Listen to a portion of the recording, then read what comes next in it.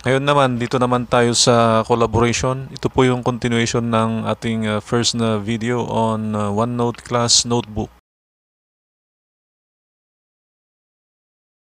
Punta na natin ang Manage Notebooks. Yan, kailangan po na nakapag-create na tayo ng ating class notebook. Nag-add na tayo ng mga students or nag-add tayo ng mga teachers. Click natin yung subject, then puntahan natin ang collaboration space, permission link. Yan, makikita po ninyo dito na nandito lahat yung ating mga na-create na tabs. Then pwede rin kayo na mag-add mismo dito. Then ito yung mga students natin. So check or uncheck sa pangalan ng students. Then click save button dito sa baba. So dito po tayo magtanggal or magdagdag ng student.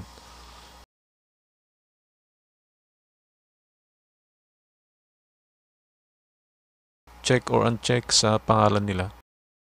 Kapag naka-uncheck, ibig sabihin natanggal yung student or hindi kasama.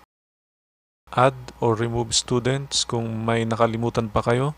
Para po makapaglagay kayo ng maraming names ng students, ilagay nyo po sa Microsoft Excel, type nyo doon, and then lagyan nyo lang ng semicolon sa last. And then i-paste nyo, copy-paste dito lahat. Then always click yung update button bago kayo mag-exit or mag-move to the next.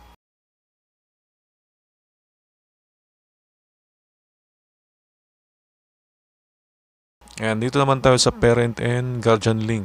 Makikita po natin dito yung content library tsaka student notebooks. So pwede kayong gagawa ng link dito, i-share sa mga parents nila sa content library or dito sa student notebooks. Sa content library po muna tayo. Ayan, i-copy lang yung link and then i-share sa parents para makita nila yung mga shinare mo na modules, halimbawa modules, handouts, or quizzes. Then, dito naman sa student notebooks, pwedeng individual, gawa kayo ng individual link, or lahat ng students in general. Ayan. So, i-click lang po yung copy, then, yun lang ipipaste nyo sa messenger ng mga parents or messenger ng parent. Then, pwede na niyang makita yung notebooks ng learner. Parang ganun. Parang ganito.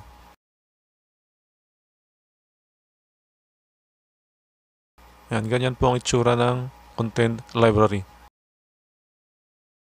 Ganyan din po ang itsura ng learner's notebook na makikita ng parent. Or pwede rin natin na i-remove ang access pag nag-expire na yung date or kung gusto na nating hindi makita ng mga parents.